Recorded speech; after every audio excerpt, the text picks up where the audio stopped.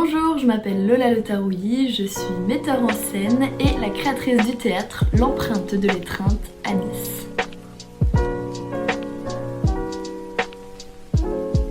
Mon ambition avec la création de ce théâtre, c'est de rendre en fait la culture et l'art vivant en général accessible au grand public et puis de rompre avec cette idée que le théâtre ou l'art vivant en général est un art d'élitiste, de bobo parisien comme on pourrait l'entendre, et qu'en fait non, l'art vivant et la culture sont accessibles à tous. Alors moi mon parcours il est des plus banals, hein. J'ai commencé le théâtre, j'avais 6 ans. Je viens pas du tout d'une famille issue du milieu culturel, mes parents ne m'ont jamais emmenée au théâtre quand j'étais petite ou quoi, c'était vraiment une envie d'enfant quoi.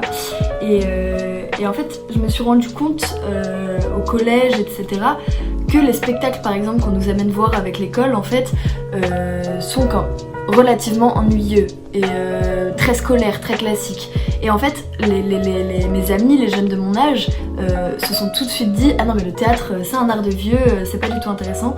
Et moi j'ai trouvé ça super dommage parce que en fait le théâtre c'est une ouverture au monde qui est immense. Enfin du moins moi c'est ce que ça m'a apporté énormément et donc je pense qu'il y a beaucoup à faire notamment avec le milieu scolaire et c'est l'ambition aussi de ce théâtre, de la création de ce théâtre, c'est de travailler avec le milieu scolaire, avec les jeunes, avec les enfants pour qu'ils puissent aller voir des spectacles beaucoup plus vivants, beaucoup plus frais et beaucoup moins classiques, pas des vieux textes de Victor Hugo mis en scène par des vieilles compagnies. L'idée c'est vraiment de leur montrer non mais l'art vivant c'est tout aussi intéressant que le film que vous pouvez voir sur votre télévision, le dessin animé ou les vidéos que vous voyez sur YouTube quoi.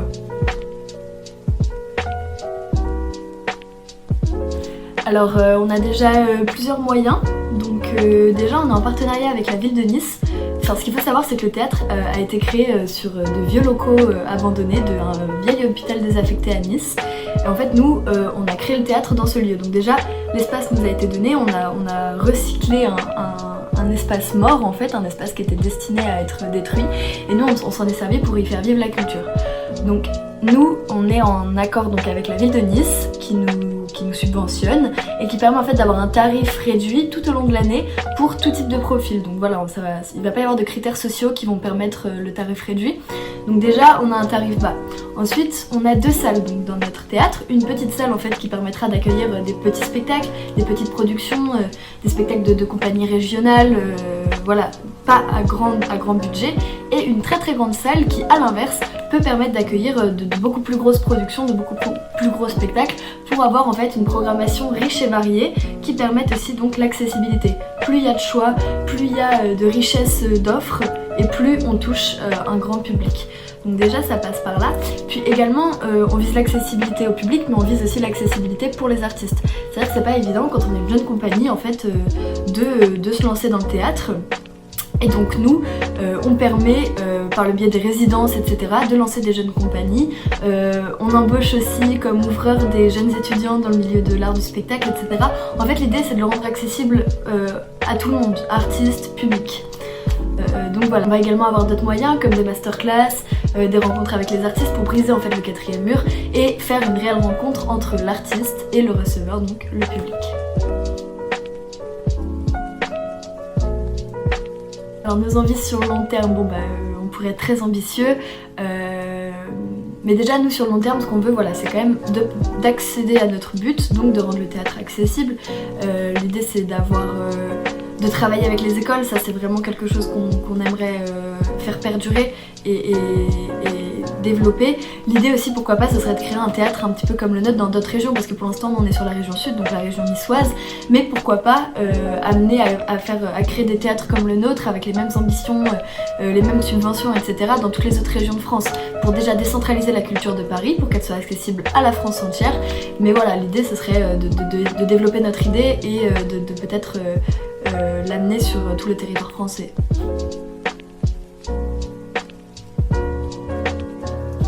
Alors, l'empreinte de l'étreinte, quand on va voir un spectacle, si celui-ci nous a marqué, il va laisser une empreinte. Donc voilà, ça c'était un petit peu l'idée. Le terme d'empreinte, c'est la marque que la culture l'impact que la culture en fait va avoir sur nous en tant que public. Et l'étreinte, ce serait en fait, pour nous l'étreinte c'est l'union entre l'artiste et le public. Pour nous, aller au théâtre, c'est une étreinte entre le receveur et le donneur. Et donc l'idée c'est de marquer l'empreinte de cette rencontre et de cet échange entre le public et l'artiste. Alors oui, à l'origine on avait pour ambition d'avoir comme couleur principale le vert, voilà, pour briser totalement avec l'idée que le vert est tabou au théâtre, mais avec un petit peu de réflexion, on a quand même voulu faire perdurer les traditions, et c'est vrai que le rouge c'est donc la couleur quand même du théâtre, la couleur qui nous évoque le théâtre, avec la couleur des rideaux, des fauteuils, etc. dans les théâtres à l'italienne, et donc l'idée voilà, c'était quand même, malgré le fait qu'on veut rendre le théâtre accessible, garder quand même l'histoire et les origines même de cet art, quoi.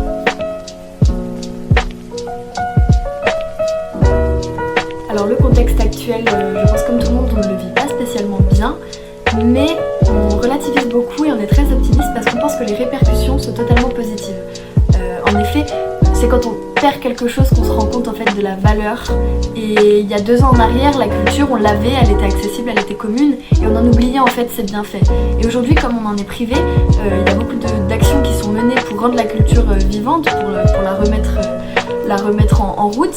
Et en fait, ça donne une voix à l'art vivant qu'on aurait pu oublier puisque c'était évident que les théâtres fonctionnaient. Et donc en fait, cette voie-là, tout ce combat qui est mené pour que les théâtres réouvrent, les cinémas, etc., pour que la culture puisse enfin faire entendre sa voix, et bien en fait ça permet une énorme visibilité au grand public, et la France se rend compte que oui, la culture est essentielle à la vie, quoi.